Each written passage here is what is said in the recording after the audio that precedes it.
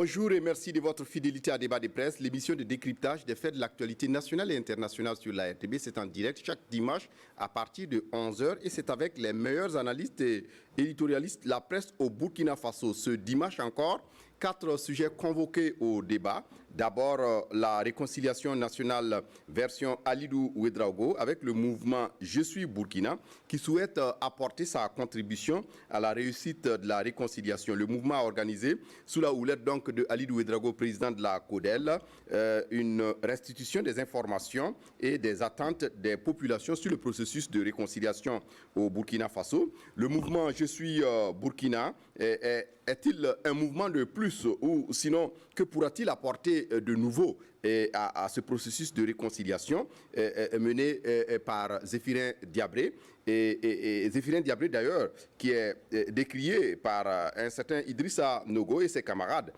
On en parle donc ce matin dans le débat des presse. Et ce matin également, la crise à agir ensemble, le mouvement qui a soutenu Kadri Désiré Ouedraogo à la dernière présidentielle au Burkina traverse des remous sans précédent. Certains frondeurs reprochent au président du parti une gestion opaque, mais également une certaine gabegie. Boubacar Diallo, qui s'en défend d'ailleurs, il impute la responsabilité de cette crise à des militants indisciplinés. Et que se passe-t-il donc au mouvement Agir Ensemble? Est-ce le début d'une descente aux enfers? Si ce n'est déjà la descente aux enfers, réponse dans quelques instants à débat des presses et à débat des presses. L'acquittement du président Laurent Gbagbo et de son acolyte Blé Goudé. N'est-ce pas un revers pour la CPI qui aura passé une décennie à traquer et à travers l'erreur sans pour autant la débusquer? Que feront Laurent Gbagbo et Blé Goudé après cet acquittement? Quelles conséquences pour la Côte d'Ivoire? On en parle ce matin à débat des presses. Et enfin à débat des presses, le Niger avec l'investiture du nouveau président Mohamed Bazoum. Une investiture sur fond de menaces sécuritaires, d'instabilité et politique. Un coup d'État manqué selon les autorités nigériennes a failli empêcher cette investiture. Une fois installé à Niamey, que fera Mohamed Bazoum par rapport aux défis qui l'attendent? On en parle avec nos invités et nos invités. C'est d'abord Albert Nagrego, directeur de publication de Libre Info, éditorialiste et analyste politique. Bonjour Albert. Bonjour Fousseni. Et merci d'être là pour le débat. Deuxième invité à débat de presse, Abdoulaye Bari, journaliste indépendant et puis analyste et éditorialiste. Bonjour. Bonjour. Merci d'être là pour le débat. Troisième invité à débat de presse, Boukari Ouba. Il est du journal Mutation. Bonjour, le rédacteur en chef d'ailleurs. Vous êtes éditorialiste. Vous êtes également analyste politique. Merci d'être là pour le débat. Et puis, quatrième invité à débat des presses, Bourema Ouedraogo, directeur de publication du journal d'investigation Le Reporter. Bonjour Bourema. Bonjour Fousseni, bonjour à tous les téléspectateurs. Vous êtes éditorialiste et également analyste politique. Et donc vous êtes là pour nous aider à comprendre un peu certains faits de l'actualité, à aller au-delà de ce que la presse a pu livrer comme manchette par rapport à ses productions journalistiques. Et donc on commence par le premier sujet, Bourema, si vous le voulez bien, très rapidement la question de la réconciliation, où on le voit, un mouvement, le mouvement Je suis Burkina, qui veut apporter sa contribution, et on l'a vu aussi, c'est Alidou Ouedraogo qui apparemment pilote un peu les choses, même si le président s'appelle un certain Abdelaziz Bougouma, qui est le coordinateur du mouvement. Mais sous la houlette de Alidou Ouedraogo, le mouvement a organisé le 1er avril dernier une journée pour restituer voilà, des informations, mais aussi les attentes des Burkinabés. Qu'est-ce que vous pensez de ce mouvement et certainement de son mentor? Bon, je ne sais pas si Alidou Ouedraogo est effectivement le mentor, parce qu'effectivement, vous l'avez dit, les coordonnateurs, ce n'est pas lui, c'est un certain Abdelaziz Nikema. Il a été, effectivement, au cours de cette journée, comme beaucoup d'autres personnalités invitées. C'est vrai que c'est lui qui a dirigé, plus ou moins dirigé ces travaux de restitution. Ça lui a permis, effectivement, de donner, lui, sa lecture de la réconciliation. Mais globalement, pour parler du mouvement, ce qui s'est passé, en fait, c'est qu'ils ont recueilli un certain nombre d'informations à travers le territoire national relativement au processus de réconciliation nationale. Et ils ont pensé, bon, effectivement, d'organiser une journée pour restituer ces informations qu'ils ont collectées. Et ça, c'est déjà bien, effectivement, de faire le retour, parce que jusque-là, le débat sur la réconciliation nationale se menait entre politiques. C'est entre les acteurs politiques au sommet qui menaient, ou bien c'est le ministre d'État en charge de la réconciliation nationale qui recevait un certain nombre d'acteurs pour les écouter. Et ils ont préféré, effectivement, récolter un certain nombre d'informations pour reverser au débat si la réconciliation nationale. Donc, pour moi, c'est une très bonne chose de savoir ce que les gens, les Burkinabés lambda, à travers le territoire national, pensent de ce processus. Quelles sont les priorités, effectivement, en matière de réconciliation. Et puis, on se rend compte, effectivement, que vers la fin, la conclusion, on se retrouve sur la question du triptyque vérité, justice et réconciliation nationale. Est-ce le schéma sur lequel tous les acteurs sont? C'est là où il y a débat, parce qu'apparemment, au niveau des acteurs politiques, on a une confrontation justement entre ceux, d'une part, qui pensent qu'il faut faire l'impasse sur la justice, quitte à faire une justice transitionnelle, comme ils le disent, pour aller à la réconciliation. Et il y a d'autres qui disent, il y a des acteurs qui sont en conflit avec la loi, en conflit avec certains de leurs compatriotes, et qu'il est bon que ces acteurs sortent leur compte avant qu'on parle du processus de réconciliation nationale. Donc l'un dans l'autre, est-ce que ce mouvement nous fait avancer? Je ne sais pas trop, mais toujours est-il effectivement que ça apporte encore, en tout cas, de l'eau au moulin de ceux qui pensent qu'il faut effectivement, le processus doit être basé sur les triptyques vérité, justice et réconciliation nationale. Oui, Albert, on l'a vu bien avant eux, il y a eu d'autres qui sont sortis pour donner leur avis sur cette question de réconciliation, ce processus qui est enclenché. Et on a comme l'impression que la plupart, si on peut le dire ainsi, ces insurgés, jusque-là, ne s'était pas prononcé sur ce qui se passe dans ce processus. Est-ce que c'est comme ça qu'il faut peut-être voir cette sortie du mouvement Je suis Burkina? Oui, tout à fait. La question est très délicate parce qu'on l'a déjà répété plusieurs fois. Le président Kaboré a voulu une réconciliation de 1960 à nos jours, ce qui rend le champ de la réconciliation encore plus large et même vaste, on peut le dire ainsi. Il y en a qui sont pour une réconciliation étape par étape. Ça veut dire qu'on commence soit par l'insurrection et puis après on revient à des questions précédentes pour mener une véritable réconciliation au lieu de commencer de 1960 à nos jours. Cette sortie montre encore que peut-être que Zéphirin Diabré n'a pas commencé par le bon bout, peut-être en réunissant les forces nécessaires pour pouvoir mener une réflexion d'abord sur le schéma de la réconciliation et ce qu'il faut mettre dans la réconciliation avant de pouvoir commencer les audiences que nous avons vues. Les audiences sont allées dans tous les sens, ou parfois quand une OSC sort pour dire que nous ne sommes pas d'accord avec Zéphirin Diabré, au bout d'une semaine, cette OSC est reçue et du coup l'OSC fait son volte-face et puis dit que bon, on apporte notre soutien à Zéphirin Diabré, nous sommes prêts à l'accompagner à la réconciliation. On ne sait pas qu'est-ce qui vaut véritablement ce retournement de veste. Est-ce que dans les négociations, Zéphirin Diabré a le bâton magique ou a des promesses magiques à faire sensibiliser déjà ceux qui sont considérés en griffe comme des frondeurs?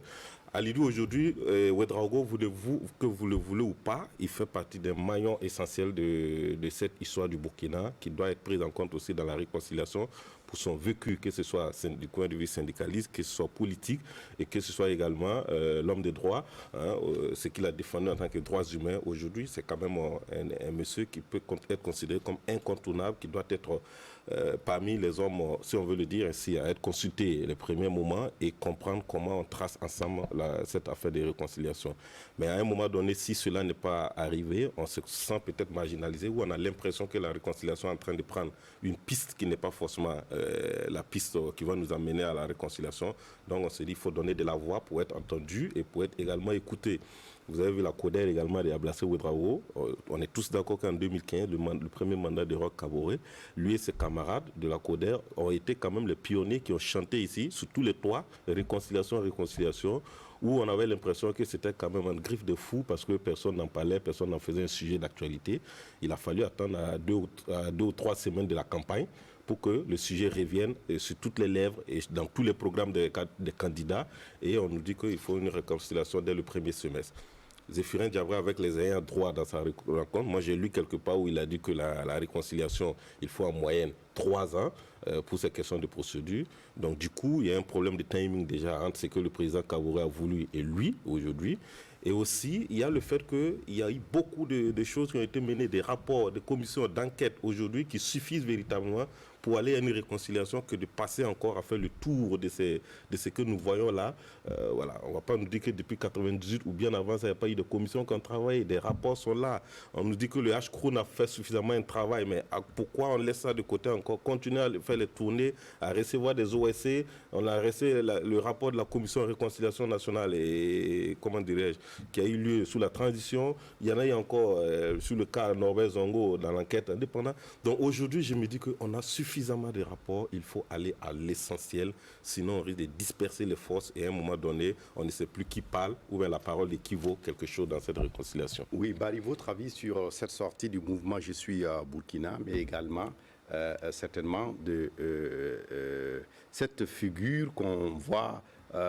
Bouré Maladi, il faut prendre les choses avec pincette. Il a été certainement sollicité pour présider la rencontre, mais forcément, c'est pas évident qu'il soit forcément lié au mouvement. Mais déjà, votre avis sur cette question de la réconciliation et de la sortie du mouvement? Moi, je pense que sur la question de la réconciliation nationale, on touche quand même à un sujet assez crucial. Et lorsqu'on veut faire de la réconciliation en partant de 1960 à nos jours, c'est-à-dire c'est nous inviter à révisiter l'histoire politique du Burkina qui a été émaillée de violences extrêmes à un moment donné du parcours de la nation. Donc ça veut dire la lecture qu'on peut avoir aussi de la sortie de Alidou et de ses compagnons, on peut le dire comme ça.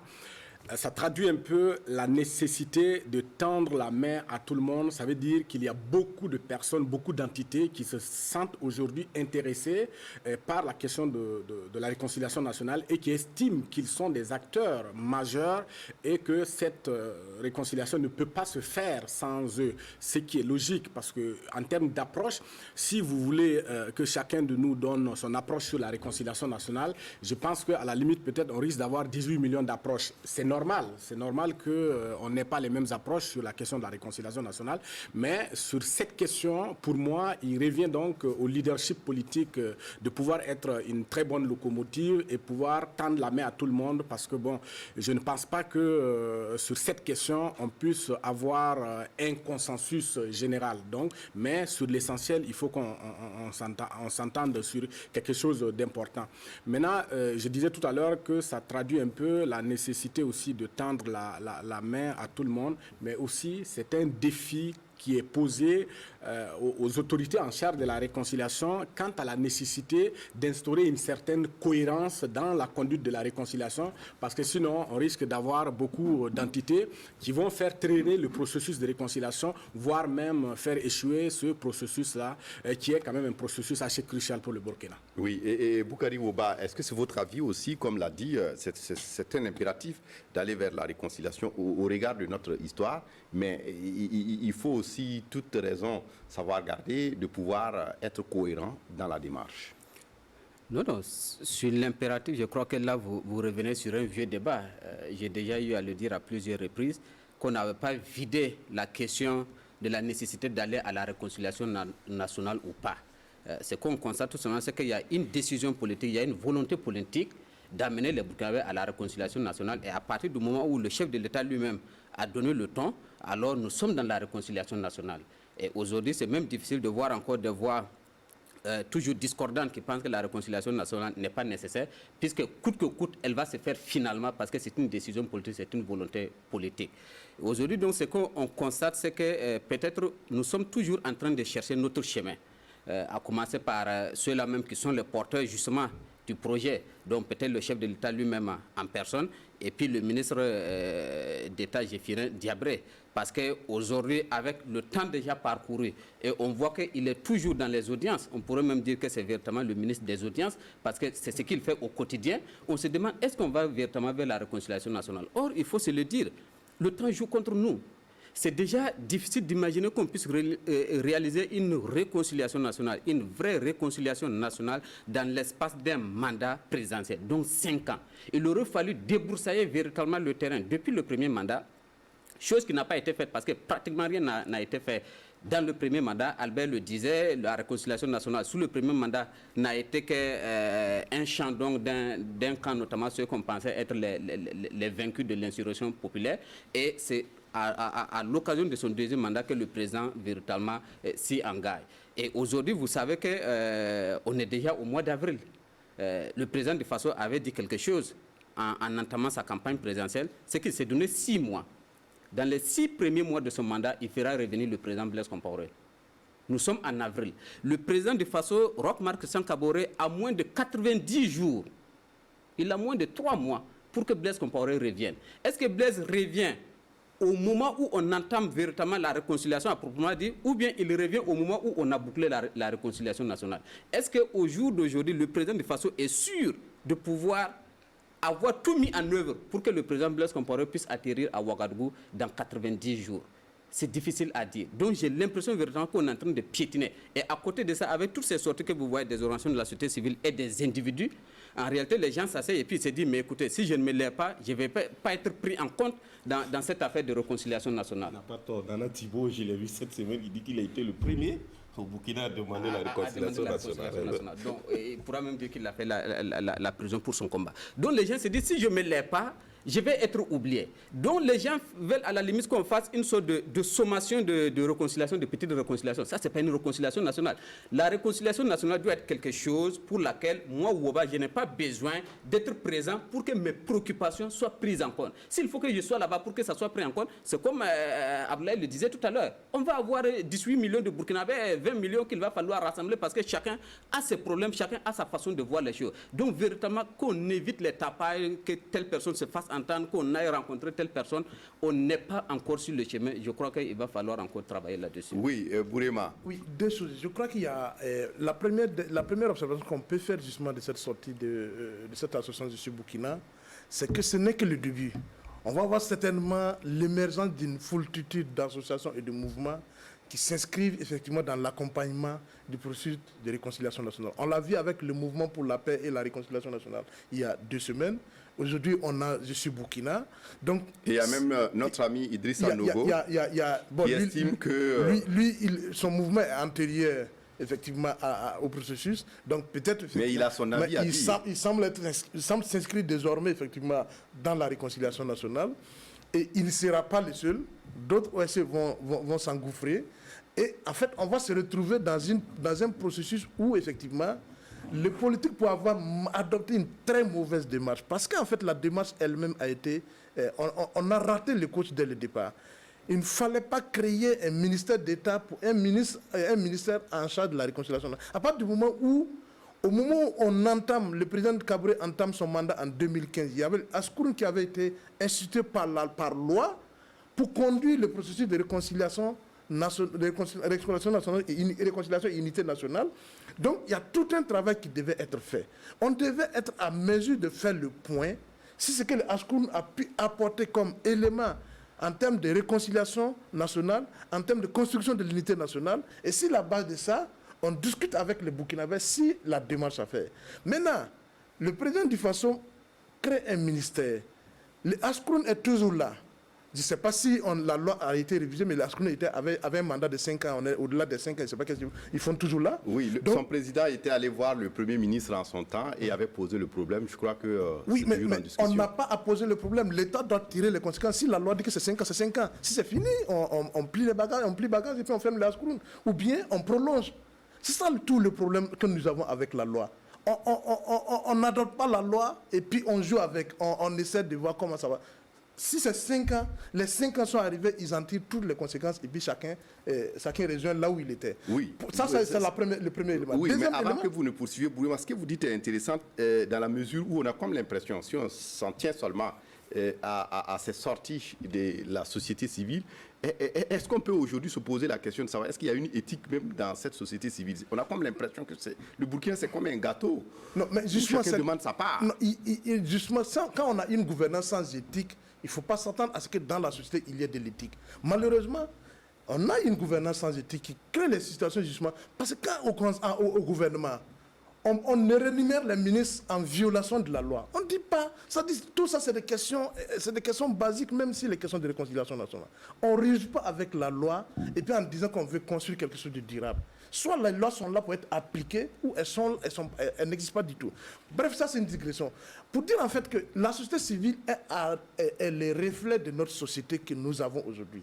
La classe politique est le reflet de la société que nous avons aujourd'hui. On a beau critiquer, si en fait on a une société où effectivement les principes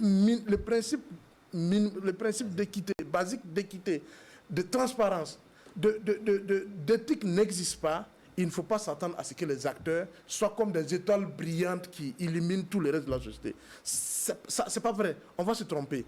Donc, mais pour revenir au processus de réconciliation nationale, le deuxième aspect sur lequel effectivement il faut insister, et nous l'avons dit, si on le répète, c'est parce que le gouvernement a raté le coup. On dit on va aller vers un forum. Mais déjà, on a un ministre d'État qui reçoit, on va dire que c'est le ministre des Audiences. Il reçoit tous les jours. Est-ce que c'est pour préparer le forum ou bien c'est pour faire quoi après? De quoi on va discuter au niveau du forum de réconciliation nationale? On a comme l'impression qu'on a mis la charrue avant les bœufs. On crée le cadre avant de réfléchir. Est-ce que c'est le cadre qui doit mettre du contenu ou bien on met le cadre doit s'adapter au contenu? C'est là toute la question qu'on a aujourd'hui. Malheureusement, on a un cadre qui est là. Apparemment, on se rend compte que le cadre lui-même n'est pas n'est pas adapté. On essaie d'ajuster. Mais jusqu'à l'heure où on parle, ça fait 3 mois que M. Zéphirin Diabré a été nommé ministre. C'est quoi son processus de réconciliation nationale, au concret? La question, Albert. En fait, moi, je voulais ajouter quelque chose. C'est devenu le sujet d'actualité, parce que depuis que le ministère des Réconciliations a été créé, les OSC, ça crée tous les jours. Et la dernière fois, je suivais Moussa Zerbo, qui est quand même de l'UPC, avec Hervé Ouattara du MPS, de Yacouba Isaac Zida, et Alpha Yago du CDP. Je ne sais pas s'il est toujours CDP, bref, qui se sont mis ensemble, qui ont créé ce qu'on appelle le cadre de réflexion, je ne sais pas moi, pour quelque chose de réconciliation, et qui ont fait les sorties médiatiques d'ailleurs, qui disent qu'ils veulent apporter également leur contribution à la réconciliation. Donc quand on regarde tout ces OSC qui naissent au jour le jour, moi, je suis tenté de rejoindre vraiment pour dire, le président du FASO l'a déjà dit depuis longtemps, c'est une question de changement de mentalité. Il faut que nous, on accepte de comprendre que si on veut travailler, avoir des résultats, il ne faut pas qu'on soit des opportunistes. Il ne faut pas qu'on pense à ce qui vient du moment et puis on se dit qu'on va créer notre affaire et puis on va aller faire des restitutions ou on va aller apporter notre contribution au combat. Pourtant, on n'a absolument rien qu'on peut présenter, rien de concret. On veut juste exister ou encore on veut juste paraître devant les projecteurs dans les médias. Ça ne suffit pas.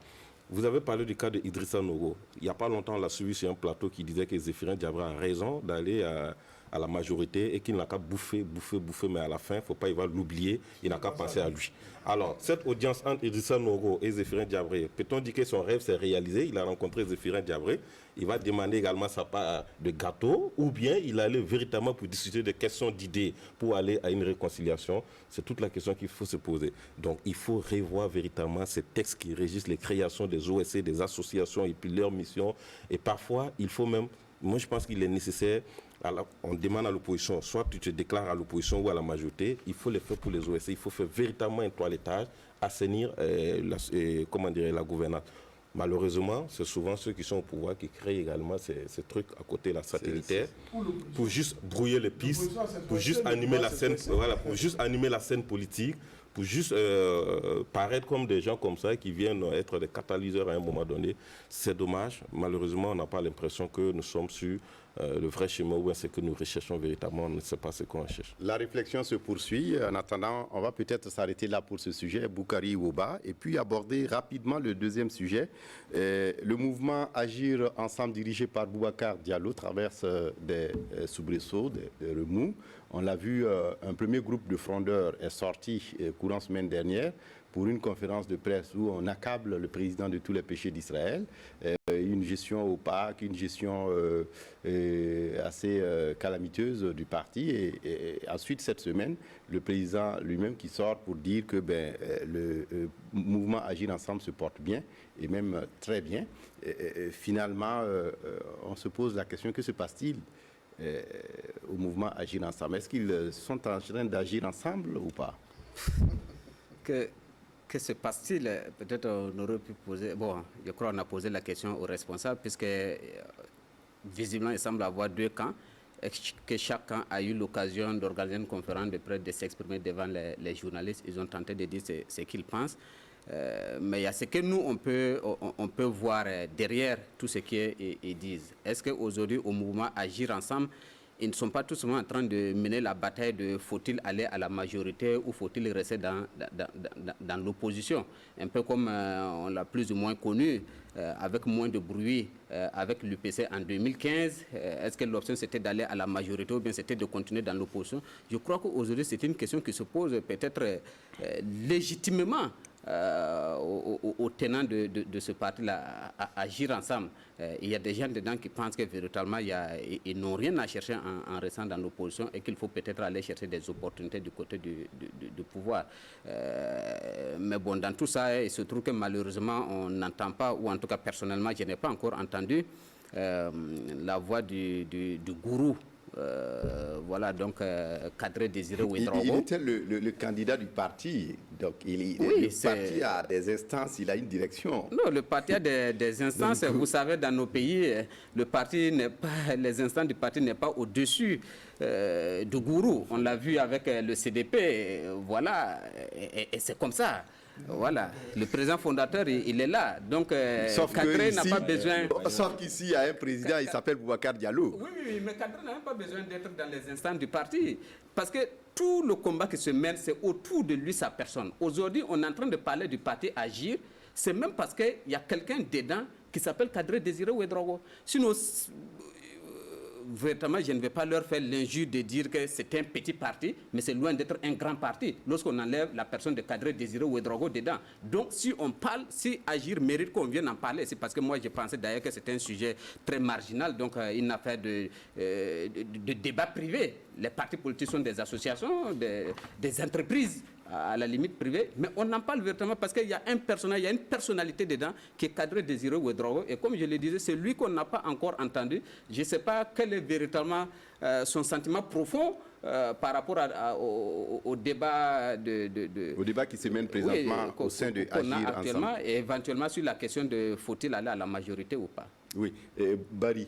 Oui, moi je pense que la question qu'il vient de poser, c'est-à-dire faut-il aller à la majorité ou au CFOB, n'est que la partie visible de l'iceberg. On est à un tournant crucial de la vie du parti qui est traversé aujourd'hui par plusieurs crises, j'allais dire une crise multidimensionnelle, c'est-à-dire une crise de gouvernance, une crise aussi de leadership, le tout donc fondé sur, on allait dire, la campagne présidentielle, voire les élections de novembre dernier, qui se sont soldées, si vous le voulez bien, par un échec cuisant de ce parti parce que...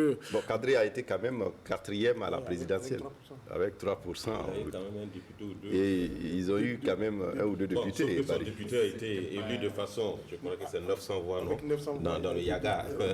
Mais ça, c'est le côté. Voilà, d'accord. Barry, allez-y, c'est juste pour vous taquiner. D'accord, donc je reprends la parole là où je l'ai laissée.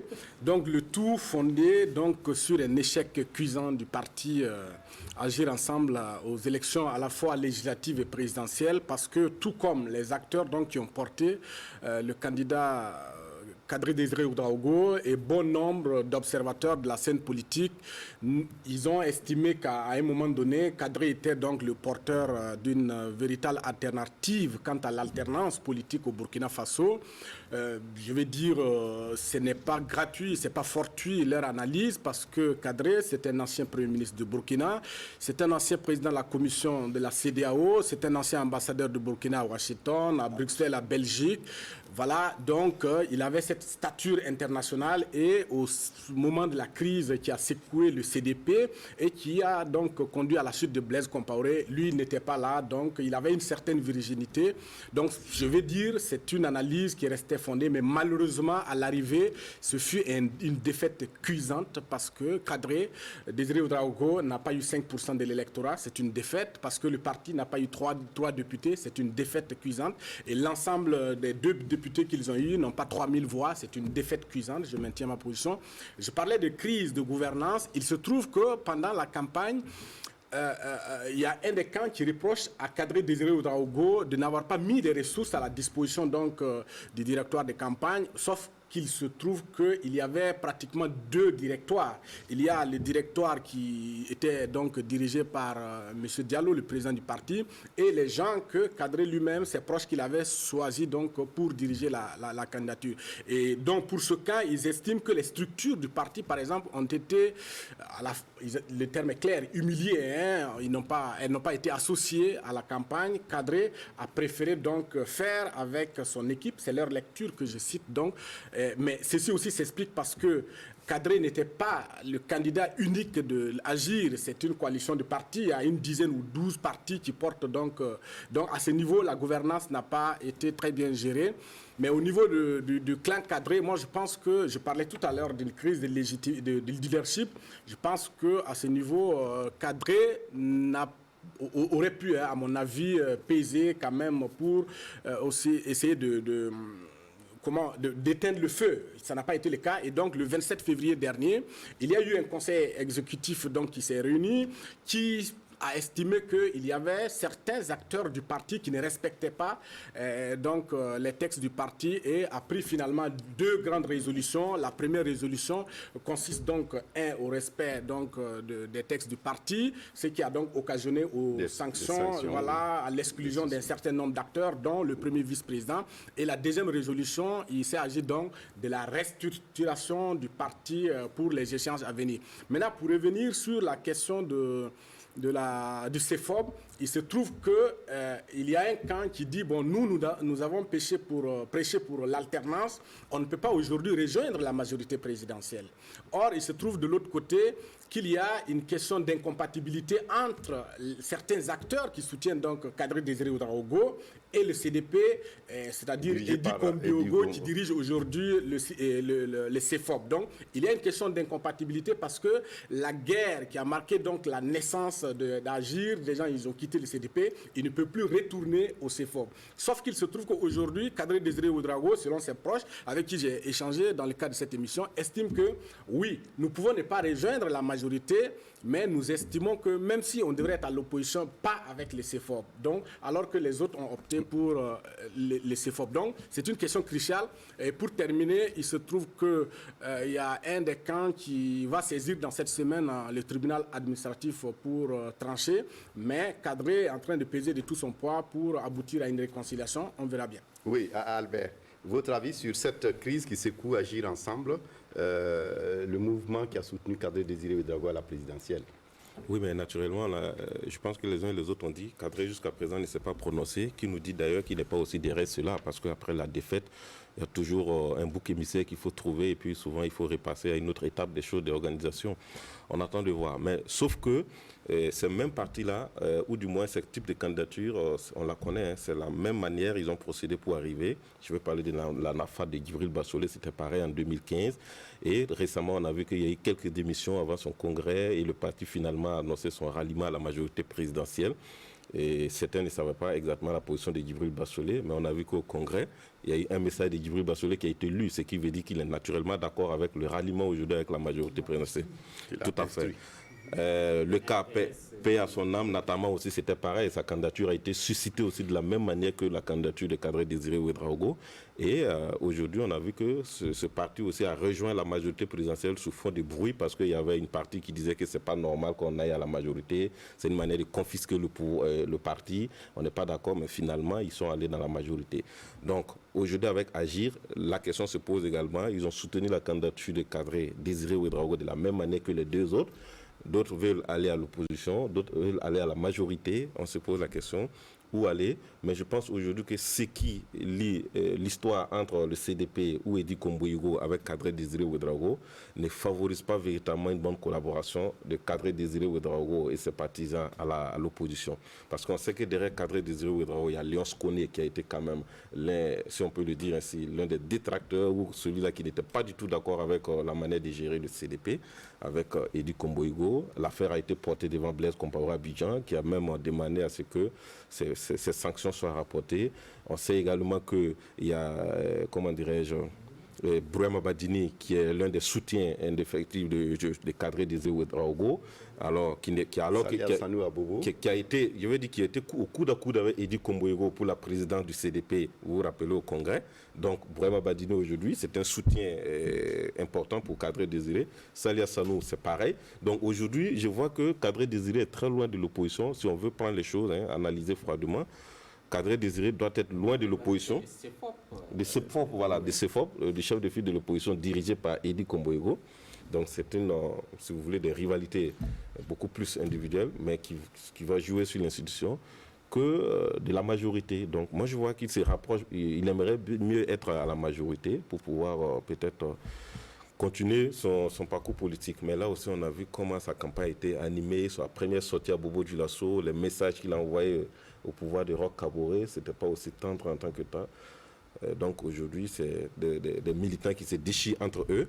Donc je pense que le vrai problème, c'est, Woba l'a dit, c'est une affaire beaucoup plus même privée. Donc moi, je vois ici, Barry le disait que non, il ne pèse pas trop, chose que je ne partage pas forcément, mais on voit que c'est une affaire beaucoup plus privée qui se joue autour de la personne de Kadri Désiré Ouédraogo que du parti. Oui, et Bourema, est-ce que c'est votre avis également que la personne de Kadri pose aujourd'hui problème à agir ensemble?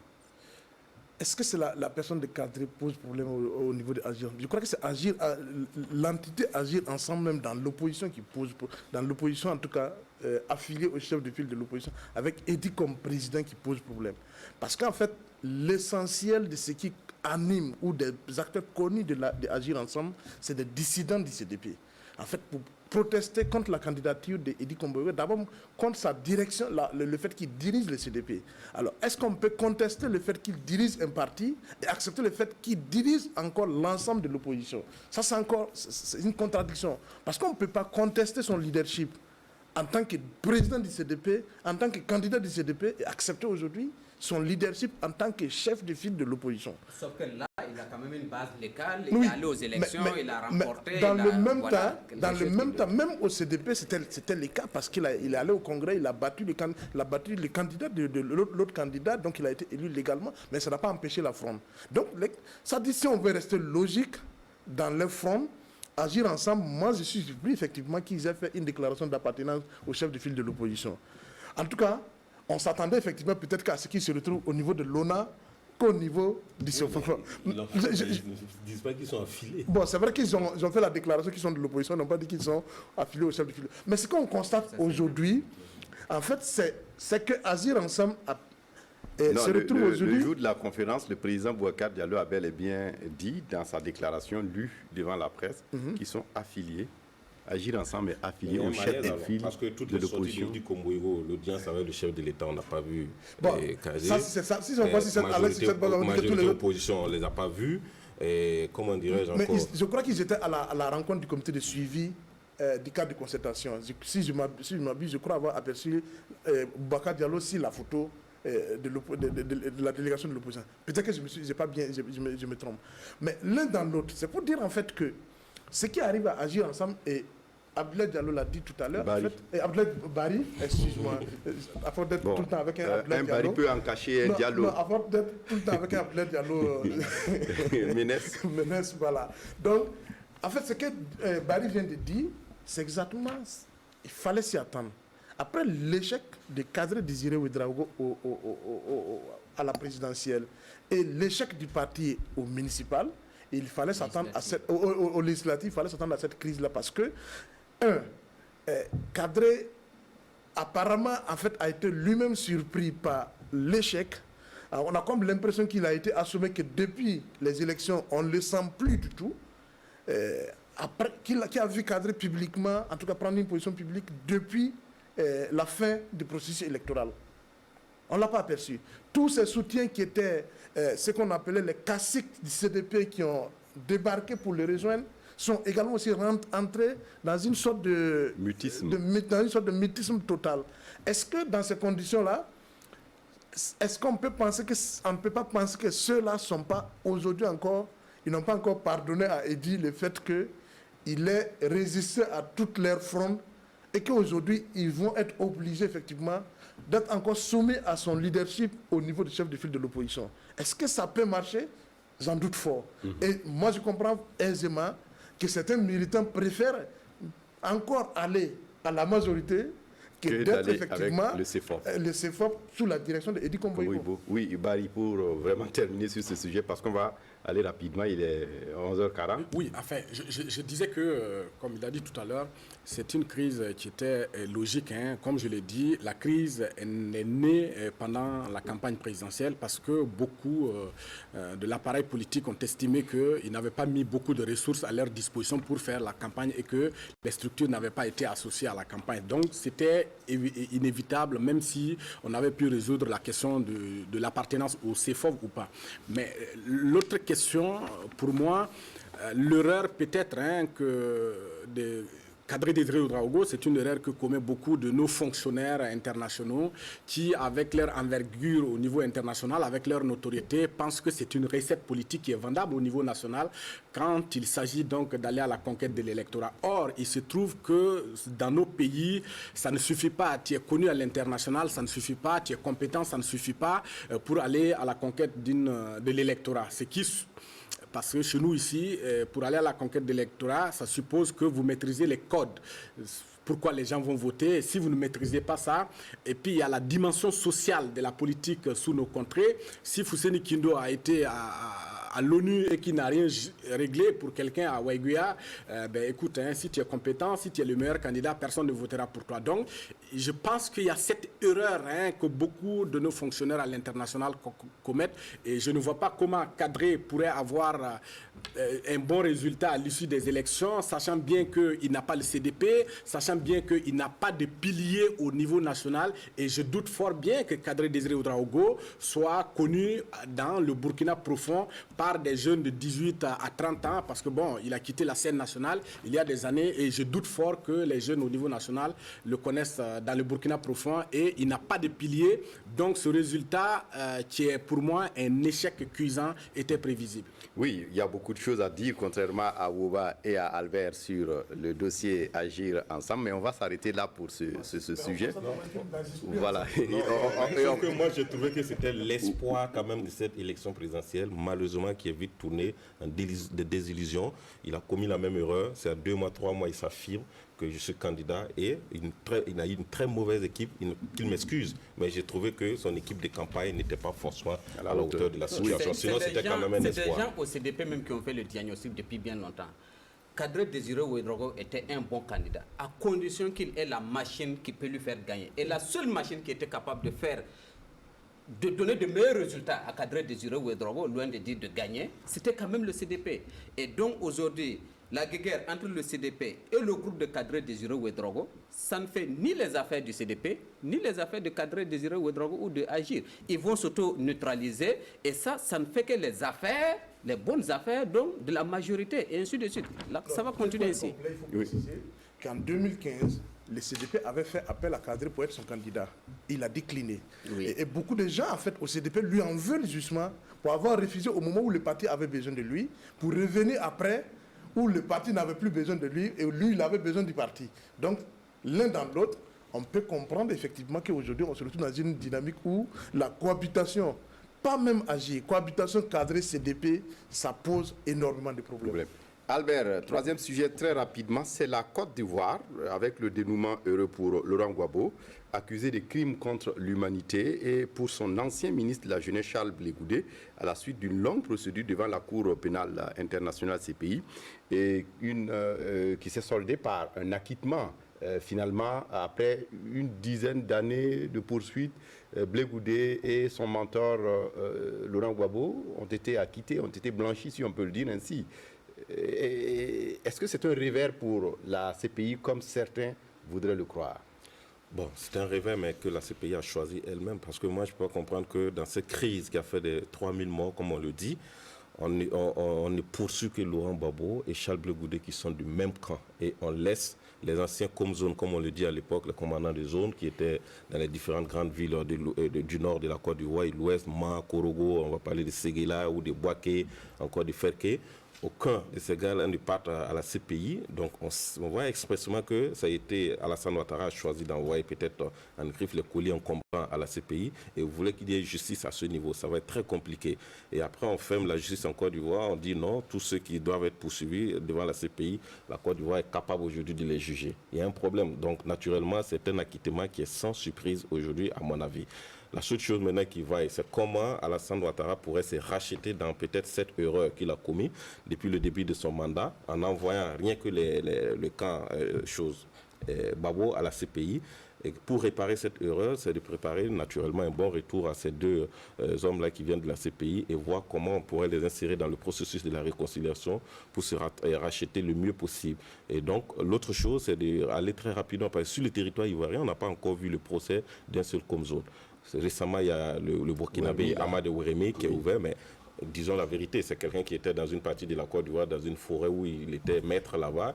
Il dictait sa loi, il faisait ce qu'il pouvait avec ceux qui sont sur place. Mais on a vu des seigneurs de guerre plus que lui qui ont régné sur la Côte d'Ivoire, qui ont même géré des corridors et qui ont même profité.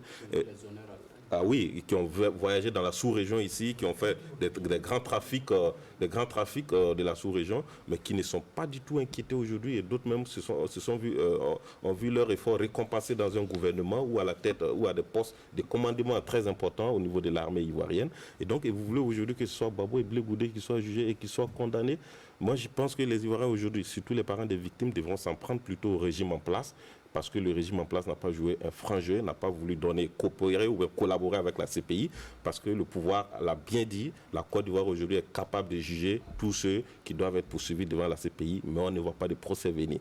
Donc c'est une erreur, et je pense qu'Alassane aussi aujourd'hui doit avoir ça sur sa conscience, en se disant que c'est un ancien adversaire politique, et ce ne serait pas aujourd'hui honnête de ma part de l'amener là-bas, et puis il est acquitté, je quitte le pouvoir sans faire la réconciliation avec ces messieurs. Oui, et Barry, c'est votre avis également que c'est peut-être une sorte de ferment pour la réconciliation en Côte d'Ivoire, que ce revers vient d'essuyer la CPI par rapport aux poursuites de Laurent Gbagbo et de son ministre de la Jeunesse, Charles Blé Goudé. Mais par contre, je ne suis pas d'accord que ce soit un revers pour la CPI. Au contraire, je pense que c'est une grande victoire pour la CPI. Parce que ce verdict intervient à un moment où, à tort ou à raison, les Africains, en tout cas, estiment que la CPI est une juridiction internationale qui est là pour juger et condamner les dirigeants africains. Je pense que cet acquittement va servir encore pour réhabiliter la CPI, parce que désormais, on ne dira pas que, bon, elle est là juste pour juger les dirigeants africains. Mais par contre, un élément important pour moi, la déportation, c'est le mot, il n'y a pas un autre, de Laurent Gbagbo et de Charles Blé Goudé à la CPI pour être jugé là-bas est une honte pour l'Afrique, je l'ai dit depuis novembre 2011. C'est inadmissible qu'à 50 ans, 60 ans après notre indépendance, que nos dirigeants soient pliés, emballés comme des colis pour envoyer en Europe, arriver à 4 h du matin dans une nuit, comme s'ils avaient les yeux bandés, être jugés. Est-ce que ça revient pas à ce qu'Albert disait, que c'est un coulis encombrant dont a voulu se débarrasser le pouvoir Ouattara? Oui, j'en viens. Pour moi, c'est une honte pour toute l'Afrique. On aurait pu aujourd'hui avoir une juridiction sur le continent, comme on l'a vu au Sénégal avec le cas de Hissène Habré, pour pouvoir juger Laurent Gbagbo et tous ceux sur qui pèsent des crimes, des soupçons de crise, pour moi, ils doivent être jugés sur le continent et non pas ailleurs. Mais ça se comprend, vous dites tout à l'heure, parce que c'est arrivé à un moment où on avait du côté d'Alassane Ouattara un empressement à se débarrasser de Laurent Gbagbo, parce que même juger Laurent Gbagbo à Abidjan, le condamner et le maintenir en prison, c'est la garantie de la chute du pouvoir en place. Les résultats de l'élection présidentielle en 2010, même au second tour, donnent Laurent Gbagbo gagnant, victorieux donc à Abidjan. Je dis bien dans la métropole d'Abidjan, il a gagné, donc c'était un peu difficile de pouvoir le maintenir, et c'est peut-être tout ça qui a occasionné cet empressement-là. et le mauvais montage, comme on peut le dire, du dossier à la CPI, parce que vous avez vu au niveau, les 3 juges ont dit que ce dossier était quand même léger, c'est-à-dire les arguments étaient légers pour aboutir à la condamnation de Laurent Gbagbo et de Charles Blé Goudé. Mais en même temps, j'estime que l'acquittement de Laurent Gbagbo donne une occasion unique à Alassane Ouattara de relancer la locomotive donc de la réconciliation nationale.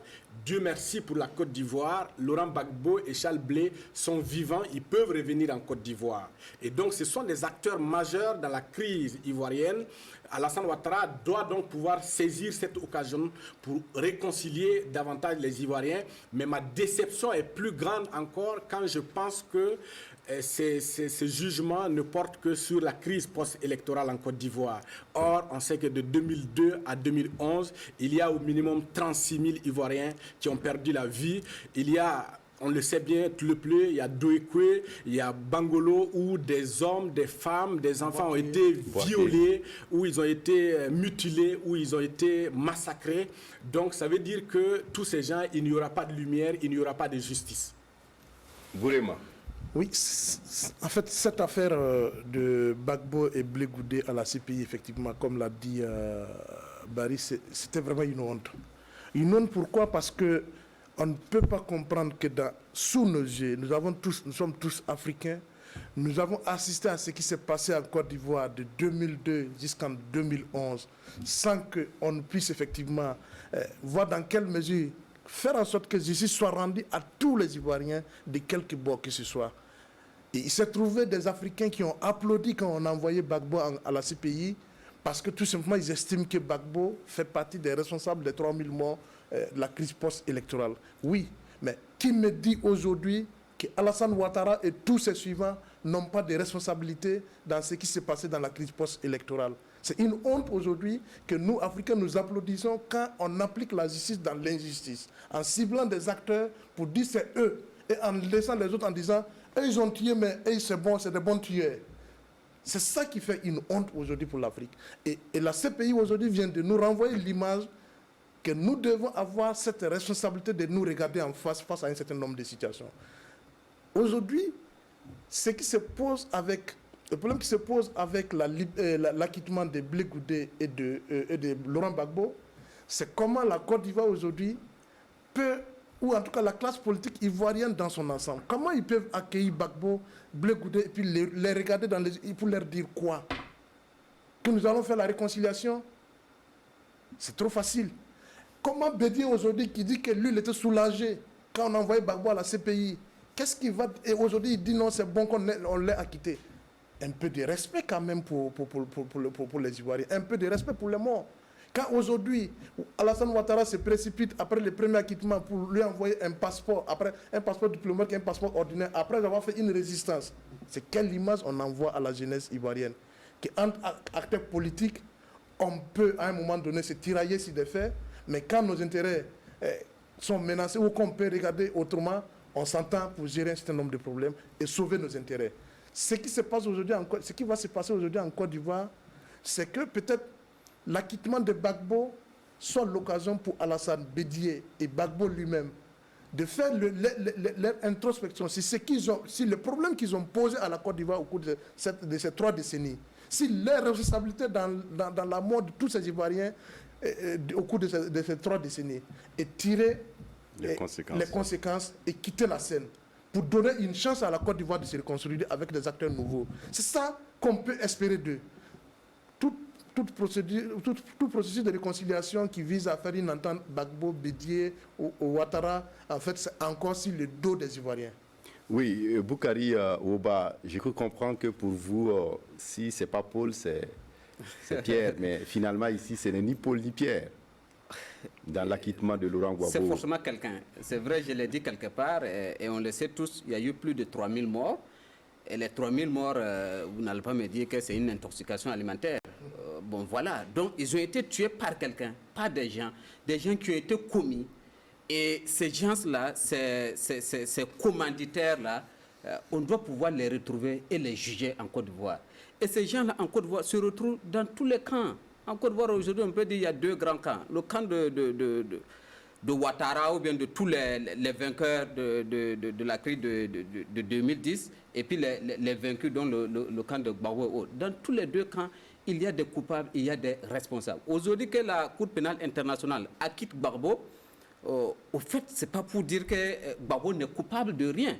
Il est certainement coupable de quelque chose, mais pas de ceux dont on l'accuse. Ceux dont on accuse Gbagbo, les responsables, ils sont partout. Donc, aujourd'hui, je pense que le retour de Gbagbo va être un retour triomphal. C'est peut-être une honte pour Alassane Dramane Ouattara, pour la Côte d'Ivoire, ou peut-être l'Afrique, de voir un président, un chef d'État africain déporté à la CPI, mais si finalement, ça a été une chance, une grande victoire pour Gbagbo d'avoir été envoyé à la CPI et jugé là-bas. Parce que les crimes pour lesquels on l'accuse, si on l'avait jugé en Côte d'Ivoire pour ça, il aurait été condamné. La preuve est qu'il a au moins 10 ans de prison ferme sur la tête pour d'autres affaires, 20 ans. Quand on s'est rendu compte que justement au niveau de la CPI, les choses n'avançaient pas et que le verdict risquait fort d'être l'acquittement, on a vite monté les autres affaires qu'on pouvait avoir contre lui et on l'a condamné. On a donné autant d'années d'emprisonnement à Guillaume Soro, on en a donné à Charles Blé Goudé. Donc vous voyez un monsieur qui est en Côte d'Ivoire qui distribue des peines d'emprisonnement à ses anciens camarades politiques, à ses adversaires politiques, qui aujourd'hui est sur un 3e mandat. Alassane Dramane Ouattara vient de prouver qu'en réalité, parce qu'à un certain moment, il faut avouer que Ouattara avait eu un grand soutien par rapport à ce qu'il vivait en Côte d'Ivoire. On avait pensé à un certain moment que c'était une injustice. On a pensé qu'il menait un combat pour l'honneur, mais au finish, il mène un combat pour les honneurs. Parce que le combat pour l'honneur, c'était d'être président de la Côte d'Ivoire. Voilà, pour ses honneurs. Le combat de l'honneur, c'était de pouvoir prouver je suis ivoirien et j'irai jusqu'au bout. Et donc d'être candidat, de remporter une élection présidentielle, de gouverner les Ivoiriens pendant un mandat, ça aurait suffi. Et de dire je m'en vais. Mais non, bien au contraire, il est allé à 2 mandats et ça ne suffit pas. Il torpille la loi fondamentale, pour avoir un 3e mandat et d'être là, et on n'est pas sûr qu'il part après le 3e mandat. Mais au finish, quand vous regardez tout ça, vous dites, est-ce que finalement, comme je dis, si ce n'est pas Pierre, est-ce que ce n'est pas Paul, est-ce que finalement, le problème, ce n'est pas Alassane Dramane Ouattara? Parce que Gbagbo, est-ce que Gbagbo est finalement, on n'est pas là pour absoudre les péchés de Laurent Gbagbo, même si par ailleurs nous sommes à Pâques aujourd'hui et que ça aurait été une bonne occasion d'absolution, loin de là. Mais il faut reconnaître que quelque part Gbagbo a été victime. Tout partout de même, jusqu'à 2002, un coup d'État manqué qui vire donc à une rébellion. Si aujourd'hui on est en train de parler de l'acquittement de Laurent Gbagbo, ne regardons pas là où nous sommes tombés, regardons là où nous avons buté, là où tout a commencé. La victime, c'est Laurent Gbagbo. Même si par la suite, il a pu être coupable de crimes et de tout ce que vous voulez, c'est bien d'avoir une vue beaucoup plus large que ce qu'on veut nous présenter aujourd'hui. Oui, Barry, pour terminer sur ce sujet. Oui, moi j'estime qu'il est vrai qu'aucune juridiction internationale n'a condamné ces acteurs majeurs de la, j'allais dire, de la page la plus triste de l'histoire de la Côte d'Ivoire, mais aucun tribunal, fût-il international, ne pourra blanchir Gbagbo, Alassane Ouattara, Bédié, Soro Diom, Blé Goudé de leurs responsabilités politiques et morales quant au drame que la Côte d'Ivoire a traversé ces 20 dernières années. Mais je dis aujourd'hui, il est important de tirer... est remonté à 30 dernières années. Oui, je dis aujourd'hui, il est important de tirer tous les enseignements de tout ce sang qui a été versé en Côte d'Ivoire. Ces enseignements, c'est quoi? Il faut qu'on arrive à se regarder en face. Il y a eu une guerre atroce qui a été imposée à la Côte d'Ivoire. Ce n'est pas Gbagbo. On sait d'où ça vient. Donc, il est important que ce soit Alassane, que chacun sache aujourd'hui sa responsabilité dans la crise, dans le drame ivoirien, dans le seul but de tirer les enseignements pour apporter les solutions pour une Côte d'Ivoire meilleure demain. Donc, il l'a dit tout à l'heure, Gbagbo reviendra en Côte d'Ivoire avec Charles Blé Goudé, mais il se trouve que les deux doivent... Il y a un mandat d'arrêt contre eux parce qu'ils ont été condamnés à des peines de 20 ans de prison, dont 10 ans ferme pour Charles Blé Goudé, notamment avec 10 ans d'inéligibilité, avec une amende de 300 000 €. Donc, il est important qu'Alassane Ouattara prenne de la hauteur à la dimension de Nelson Mandela pour réconcilier la Côte d'Ivoire, parce que la Côte d'Ivoire, c'est une nation non pas seulement essentielle pour les Ivoiriens seulement, mais pour tous les Africains, au regard du rôle important de la Côte d'Ivoire, que ce soit en Afrique de l'Ouest ou en Afrique d'une manière générale. Nous attendons de cette Côte d'Ivoire qu'elle soit une Côte d'Ivoire, la terre d'espérance. Oui, très rapidement, Bourema, on va peut-être aborder le Niger, quand même, qui vient de passer à une étape aujourd'hui avec Mohamed Bazoum qui investit. Juste 30 secondes. Oui, le Niger ouvre une nouvelle étape de son histoire, une nouvelle phase de son histoire, parce que c'est la première fois effectivement qu'un président démocratiquement élu cède le pouvoir à un autre élu. Il faut espérer que c'est le début du commencement et que Mohamed Bazoum pourra effectivement terminer son mandat et puis transmettre effectivement le pouvoir à un autre président démocratiquement élu et que l'étape des coups d'État est révolue, même si effectivement à 2 jours de l'investiture, on a entendu des bruits de bottes, mais il faut espérer effectivement que le Niger est sorti effectivement de cette instabilité chronique. Parce que ce qui est en jeu aujourd'hui au Niger, ce n'est pas la gestion du pouvoir d'État, c'est la question de la sécurisation des Nigériens, c'est la question du développement. Et il faut espérer que pour une fois, l'armée nigérienne va devenir une armée républicaine au service de la démocratie et de la République. Bon, on va s'arrêter là pour aujourd'hui sur le Niger. Certainement qu'on pourra reconduire. C'était pour dire un mot. Investi le vendredi, le Niger a déjà un premier ministre donc, qui a été nommé hier. C'est une très bonne chose. Il y a des exemples qu'il va falloir copier. prendre. Voilà. Merci à vous, Ouba. Merci à Albert Nagrego de Libre Info. Merci à Bourema Ouedraogo de Reporter. Merci à Abdoulaye Bari, journaliste indépendant, éditorialiste et analyste politique. Merci à vous également, Ouba. Donc, merci à vous, téléspectateurs, pour votre attention à cette émission. À dimanche prochain pour un autre débat de presse. Au revoir et à bientôt.